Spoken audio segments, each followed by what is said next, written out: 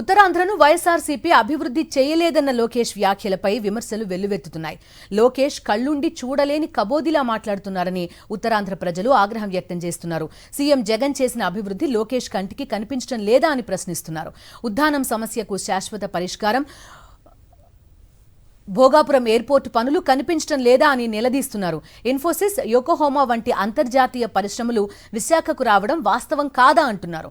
విశాఖను పరిపాలనా రాజధానిగా అడ్డుకున్నది మీరు కాదా అని లోకేష్ ని కడిగి పారేస్తున్నారు. హుద్హుద్ సమయంలో భూ రికార్డులను ట్యాంపరింగ్ చేసింది టీడీపీ నాయకులే అంటున్నారు. లోకేష్ వీటన్నింటికీ సమాధానం చెప్పాలని డిమాండ్ చేస్తున్నారు. పూర్తి డీటెయిల్స్ అందిస్తారు మా కరెస్పాండెంట్ నాయుడు, లైవ్ లో సిద్ధంగా ఉన్నారు.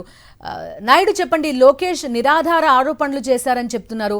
ఎలాంటి అంశాలు ప్రధానంగా ప్రస్తావిస్తున్నారు? ఉత్తరాంధ్రలో వైఎస్ఆర్సీపీ ప్రభుత్వం వచ్చాక ఎటువంటి అభివృద్ధి జరిగిందని చెప్తున్నారు?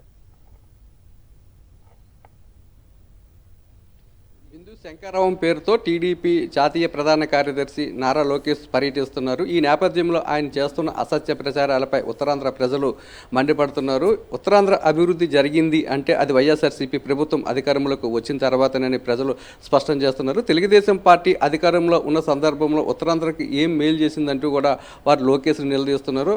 అయితే ఉత్తరాంధ్రలో వైఎస్ఆర్సీపీ అధికారంలోకి వచ్చిన తర్వాత ఎటువంటి అభివృద్ధి జరిగింది, లోకేష్ చేస్తున్న విమర్శలపై మనతో మాట్లాడేందుకు ప్రభుత్వ విప్ ధర్మశ్రీ ఉన్నారు. సార్ చెప్పండి సార్, లోకేష్ చేస్తున్న విమర్శలు ఏ విధంగా చేస్తారు? వైఎస్ఆర్సీపీ అధికారంలోకి వచ్చిన తర్వాత ఎటువంటి అభివృద్ధి కార్యక్రమాన్ని ఉత్తరాంధ్రలో చేపట్టింది?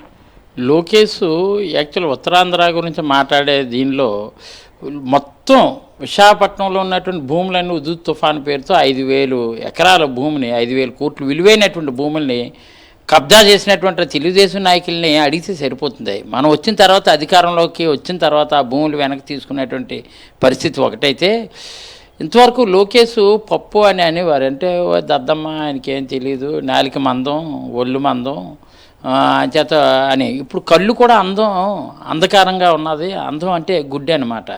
కళ్ళుండి కబోదిలాగా కనిపించట్లేదా ఏంటో, నాకు రెటీనా ప్రాబ్లం ఏమో అనుకుంటున్నాను ఆయనకి, లోకేష్కి. కారణం ఏంటంటే నాలికి తిరగదు భాష మాట్లాడదాం అంటే అక్కడ ఉన్నటువంటి బుద్ధిమాంద్యం ఓ పక్క, ఇది కళ్ళు అందం ఈ రోజు అనేది తేటతలం అయింది. విశాఖపట్నం కానీ ఉత్తరాంధ్ర కానీ అభివృద్ధి జరిగింది ఒకసారి చూస్తే వాళ్ళకి తెలుస్తుంది. భోగాపురం ఎయిర్పోర్ట్ తాలూకా అభివృద్ధి కార్యక్రమాలు ఎలా జరుగుతున్నాయో ఒకసారి వెళ్ళి చూడండి, చూస్తే తెలుస్తుంది కదా భూములన్నీ ఎంత వేగవంతంగా పనులు జరుగుతున్నాయని.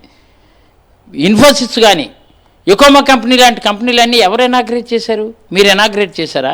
మేము స్వయంగా, నేను కూడా ప్రత్యక్ష సాక్షి, నేను కూడా వన్ ఆఫ్ ది గెస్ట్ అనమాట. అక్కడ గౌరవ ముఖ్యమంత్రి చేతుల మీద ఇన్ఫోసిస్, యోకోమా కంపెనీలన్నీ ప్రారంభించుకున్నాం. అలాగే ఇక్కడ ఉన్నటువంటి లారస్ కంపెనీ లాంటి కంపెనీలకి అన్నిటి కూడా మళ్ళీ ఎక్స్పాన్షన్ చేసి పెద్ద ఫార్మా తీసుకొచ్చాం. అంతేకాకుండా ఈ మధ్యకాలంలో ఉన్నటువంటి విశాఖపట్నం తాలూకు రోడ్లు చూసిన, అర్బన్లో ఉన్నటువంటి బ్రహ్మాండమైనటువంటి సమ్మిట్స్ నిర్వహించినప్పుడు జరుగుతున్నటువంటి అభివృద్ధి కార్యక్రమాలు చూసిన, మా ఎయిర్పోర్టు ప్రజెంట్ ఉన్నటువంటి ఎయిర్పోర్టు ఇరుపక్కల ఉన్నటువంటిది గాజువాక నుంచి వెళ్తున్నటువంటి రోడ్స్ చూసిన, మొత్తం అన్నీ కూడా జీవీఎంసీలు పరిధిలో ఉన్నటువంటి రోడ్స్ అవి చూస్తే దాని రూపురేఖలు ఏ విధంగా అప్పటికప్పుడు మారాయి. గ్రీనరీ ఎంత పెంచాం, గ్రీనరీలో ఎన్ని మార్పులు తీసుకొచ్చాం. ఇది డెవలప్మెంట్ కదా అంటే ఏదో ఒక బిల్డింగ్ కట్టిస్తే ఆ బిల్డింగ్ డెవలప్మెంట్ అనుకోవడం తప్పు. అంటే కళ్ళున్న కబోదిలాగా ఇష్టారాజ్యంగా ఉత్తరాంధ్ర గురించి మాట్లాడే రైట్ కానీ లేదు. ఏదైనా మాట్లాడితే మా వల్ల మాట్లాడతాం, అది మేము అంతర్జాతీయ సంస్థలు తీసుకొచ్చాం, ఈ ప్రాంతానికి ఉపాధి అవకాశాలు చూపించాం. లోకేష్ కళ్ళుండి కబోదిలా మాట్లాడుతున్నారని, ఉత్తరాంధ్ర అభివృద్ధి ఏదైనా జరిగిందంటే వైఎస్ఆర్సీపీ హయాంలోనే జరిగిందని, ఉత్తరాంధ్రలో చేసిన అభివృద్ధి లోకేష్ కంటికి కనపడలేదంటూ కూడా ఎమ్మెల్యే ధర్మశ్రీ ప్రశ్నిస్తున్నారు. లోకేష్కి ఏమైనా చేతనైతే వైఎస్ఆర్సీపీ ఏదైతే అభివృద్ధి చేసిందో ఆ అభివృద్ధికి వెళ్ళి చూస్తే వాస్తవాలు తెలుస్తాయని చెప్పి ధర్మశ్రీ చెప్తున్నారు. Bindu. Okay Naidu, thank you.